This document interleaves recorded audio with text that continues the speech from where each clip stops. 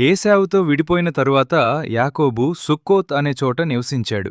అక్కడ తన కుటుంబం మరియు జంతువుల కోసం గుడిసెలు కట్టించాడు. తరువాత యాకోబు షెకెము ప్రాంతానికి వచ్చి అక్కడ స్థిరపడ్డాడు. అక్కడ యాకోబు దేవునికి ఒక బలిపీఠం కట్టాడు. దేవునికి కృతజ్ఞతలు చెప్పి ఆయనను ఆరాధించాడు. ఒకరోజు దేవుడు యాకోబుతో మాట్లాడాడు. బేతేలుకు వెళ్ళి అక్కడ నాకు బలిపీఠం కట్టు. యాకోబు తన కుటుంబంతో చెప్పాడు, మన దగ్గర ఉన్న విదేశీ దేవతల విగ్రహాలను తొలగించండి. వారు వాటిని పూడ్చిపెట్టారు. అప్పుడు యాకోబు తన కుటుంబంతో కలిసి బేతేలు వైపు ప్రయాణం ప్రారంభించాడు. దేవుడు వారిని రక్షించాడు.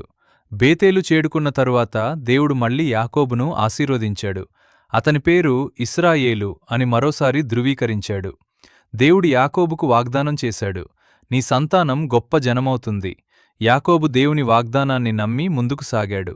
బేతేలు నుండి ప్రయాణం చేస్తూ రాహేలు ప్రసవవేదనలో పడింది. ఆమెడింది. ఆమె ఒక కుమారునికి జన్మనిచ్చింది. ఆ బిడ్డకు బెన్యామీను అని పేరు పెట్టారు. కాని ఆ సమయంలో రాహేలు మరణించింది. యాకోబు ఎంతో దుఃఖించాడు.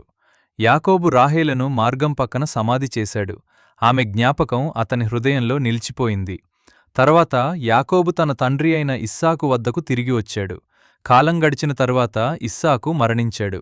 అతని కుమారులు కలిసి అతన్ని సమాధి చేశారు. ఇప్పుడు కథ యాకోబు కుమారుడైన యోసేపు వైపు మారుతుంది. అతను తన తండ్రికి ఎంతో ప్రియమైనవాడు. యోసేపు తన కలలను తన అన్నలతో చెప్పాడు. వారు అతని మాటలు విని అసూయతో నిండిపోయారు. ఈ వీడియో మీకు నచ్చితే లైక్ చేయండి, మీ స్నేహితులతో షేర్ చేయండి. ఇంకా ఇలాంటి మంచి కథల కోసం మా ఛానల్ను సబ్స్క్రైబ్ చేయండి.